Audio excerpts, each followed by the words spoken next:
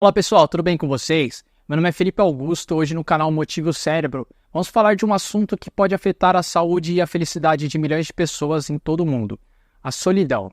Mas o que é a solidão? Por que ela surge e como que ela pode ser combatida? Você sabia que a solidão pode ser tão prejudicial para a saúde quanto fumar 15 cigarros por dia? Primeiro de tudo, você tem que entender que existe uma diferença entre se sentir solitário e se sentir sozinho. É diferente a solidão de solitude. Solitude é o sentimento de estar sozinho e se sentir bem nessa situação. Por exemplo, gostar de morar sozinho, passear sozinho. Já a solidão é algo individual e subjetivo. Você pode estar cercado de pessoas e se sentir solidão. Não consegue criar conexões profundas com as pessoas. Solidão não tem a ver com o número de pessoas à sua volta, e sim com o que você sente. O sentimento de solidão não tem a ver com dinheiro. Você pode ver artistas que têm muito dinheiro e se sentem solitários. Solidão tem a ver com a nossa biologia e com os nossos antepassados. Como eu expliquei bem profundamente no vídeo sobre o medo de ficar sozinho, você deve assistir a ele depois. Vou deixar na descrição e nos comentários. Nós evoluímos em grupos. Esses grupos ajudavam na nossa sobrevivência. Depois assista o vídeo sobre o medo de ficar sozinho que vocês vão entender melhor. Então ficar sozinho era uma ameaça contra a vida dos nossos antepassados. E quando você diz que sente dor ficando sozinho, na verdade isso não é uma expressão. Mas saiba que áreas da dor física e emocional se sobrepõem no nosso cérebro, que é chamada de dor social. Então essa dor social fazia com que os nossos antepassados mudassem seus comportamentos para fazer parte daquele grupo. Ou seja, serem aceitos. Começamos a entender por que a gente faz coisas para sermos aceitos. E onde que isso ocorre? Na adolescência. Os adolescentes são movidos por muitas questões emocionais e tem a parte de raciocínio que se encontra no córtex pré-frontal pouco desenvolvida, e essa região demora para amadurecer até por volta dos seus 25 anos. E os adolescentes querem pertencer a um grupo. Por isso que muitas vezes eles adotam atitudes para serem aceitos, e a rejeição é muito dolorosa. A solidão é um sentimento que pode trazer sérias consequências para a nossa saúde mental e física. Veja alguns dos efeitos negativos da solidão. A solidão gera um estresse crônico que tem um impacto no nosso corpo, no nosso cérebro e como enxergamos o mundo e as outras pessoas. O estresse crônico pode causar problemas como hipertensão, diabetes, obesidade, doenças cardíacas, enfraquecimento do sistema imunológico, perda de memória, entre outros. O estresse também é um fator de risco para depressão ou ansiedade que pode agravar ainda mais o sentimento de solidão.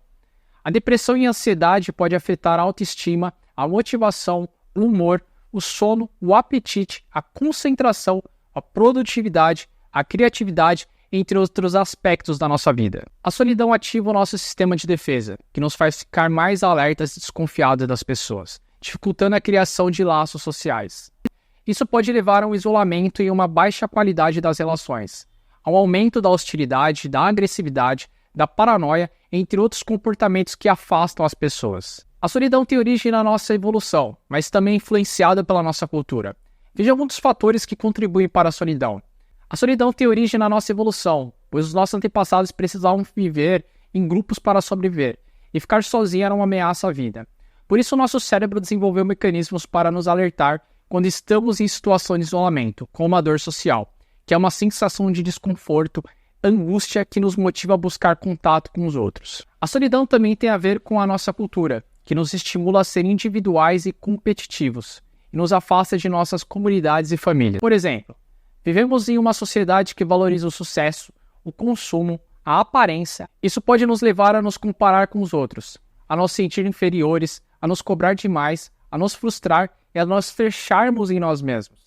Por muitos anos vivíamos em grupos próximos até o resto da vida. O seu ciclo social era muito próximo, moravam muito juntos. Só que esse coletivismo foi dando origem ao individualismo. Pode ver que desde cedo somos treinados a ser individuais e enxergar as pessoas como ameaça. Por exemplo, só vai comer a sobremesa quem termina a comida primeiro. Olha, o Joãozinho vai comer a sobremesa e você não. Ali já começa a pegar raiva do Joãozinho. A Mariazinha tirou uma nota melhor do que você. Seu colega de trabalho é melhor do que você. Então o outro começa a não ser uma colaboração e sim um adversário. As comunidades, os grupos começaram a se dispersar com o avanço das cidades. Você agora precisa se separar a milhares de quilômetros dos seus entes queridos para trabalhar, estudar ou arrumar um emprego. Então passamos a nos encontrar menos com as pessoas, ficar mais focados nos nossos afazeres. Quando somos crianças, temos uma facilidade em fazer amizade. A gente faz amizade com tudo, até com cachorro.